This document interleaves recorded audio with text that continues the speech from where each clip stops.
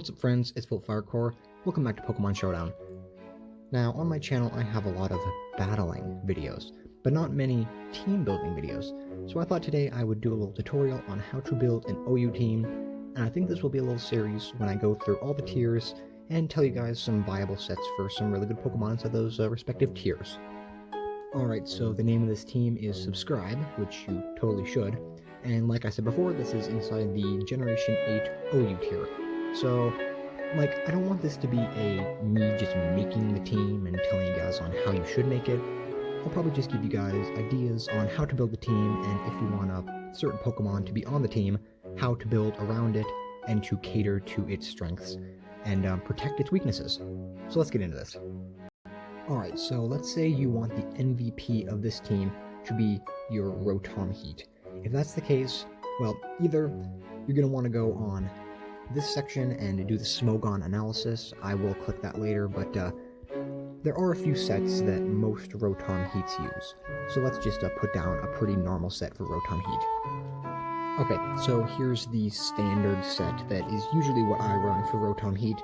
It's very standard, just heavy duty boots, has the ability to levitate, that's the only ability it can have. It has Overheat, which is a strong fire type move, but it lowers special attack by 2. So you have Nasty Plot, so you can switch between those two. Volt Switch to, get out of there. And then Pain Split, which shares your HP with the opponent. So they're at a really high amount of HP, and you're at 1 HP, you're both going to be at half HP or something. So it's pretty good if you want to run a really tanky Pokemon, which Rotom Heat's pretty tanky. So inside the stats department, you want to make sure it has a 0 attack inside of its IVs, since there's a move called Foul Play, which does more damage depending on how much attack you have. So if you're not going to do any attacking moves, you want to make sure your attack is as low as possible. Then we also make it max special attack and max speed, and then put the rest inside of special defense for some added bulk. And we give it the timid nature. You could give it the modest nature if you want to, but either one works, depending if you want it to be faster or have more special attack. Usually, speed is probably best. It's just, it's really important if your Pokemon can go first, so speed's pretty important. Now, if you want the exact classic set, you can always go on Smogon by clicking the Smogon analysis button, so let's head over there. Alright, here is Rotom Heat's page on Smogon.com. So this is inside the Sword and Shield metagame. It changes depending if you're inside of Sun and Moon and all that, since moves change, stats change and all that. So you can see its stats, its type, its forms, and let's just go inside the OU tier, and this is the Nasty Plot set. Kind of what I'm doing.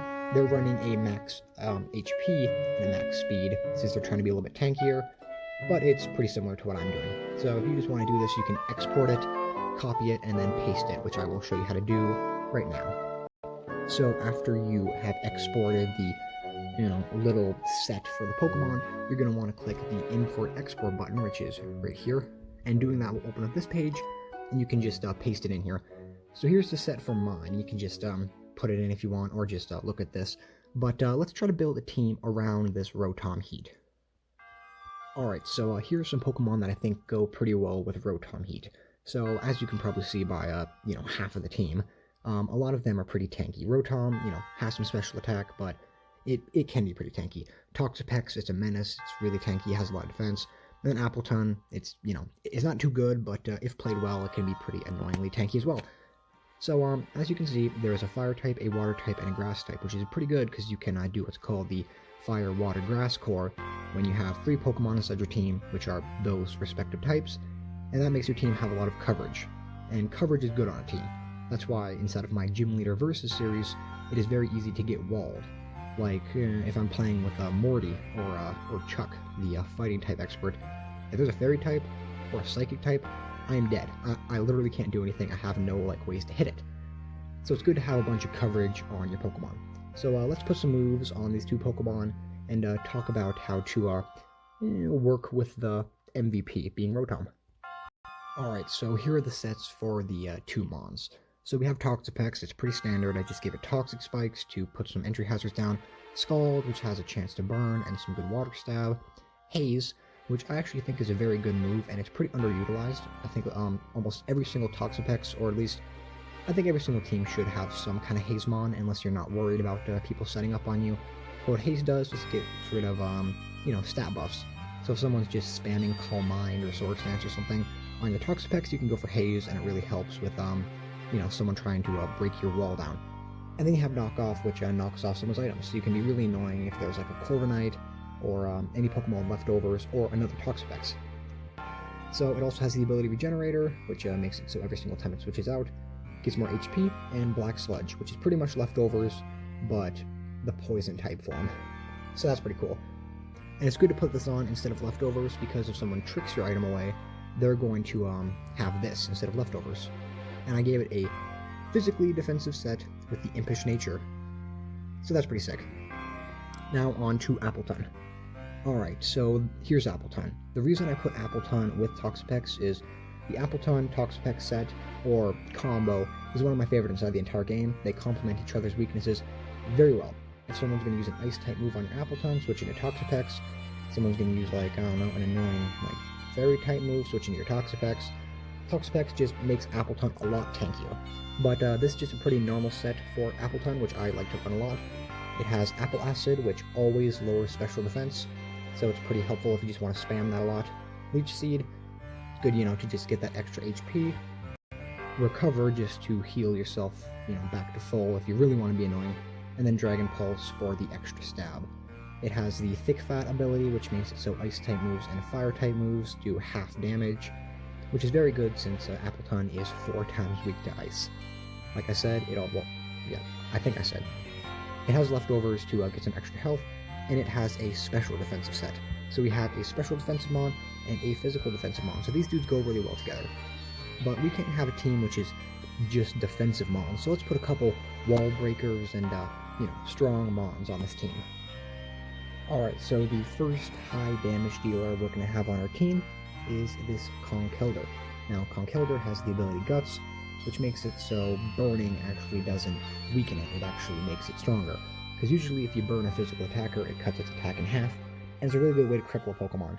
So Guts is really helpful, and it also makes it so you can't be toxic and, beat up like that. But it has Mach Punch for priority, Drain Punch for the healing, Earthquake because it's really good on Clefable. I'm pretty sure you can two-shot it if it's not physically defensive. And then you have Facade, which is a really strong move, which actually gets buffed if you are statused, like paralyzed or poisoned or all that. And this Kelder also has a plus instead of attack, and plus instead of speed, so he's max speed, max attack, and has an adamant nature, so special attack goes down.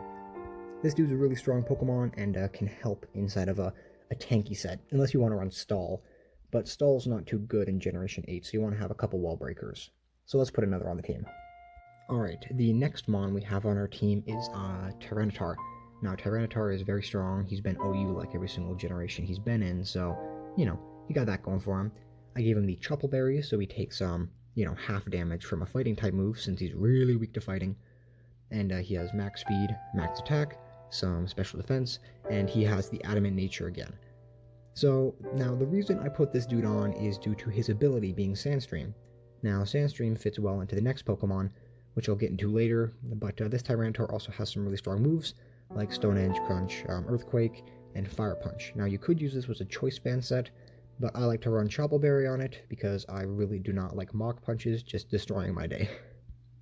So here's the set, like I already said, and let's get into the last Pokemon, which I think is, a pretty good Pokemon to run with Tyranitar, and that Pokemon is Excadrill, or I can never pronounce this Pokemon, it's this thing, Excadrill. So basically, this has an ability known as Sand Rush, which makes the Pokemon 2 times faster in sand, which is very helpful since, as you guys know, Tyranitar has the Sandstream ability, so it works really well with Excadrill. So this is a Focus Sash set, pretty standard. Basically, it has Sword Stance and Rapid Spin. The Rapid Spin is just to get rid of entry hazards on your team. It has Iron Head to take out fairies, and, just stab, Earthquake because it's really good, and then Sword Stance to get really buff. If this thing can get a Sword Stance up inside of sand, it's pretty much GG, unless they have an Excadrill counter, which there are quite a bit of.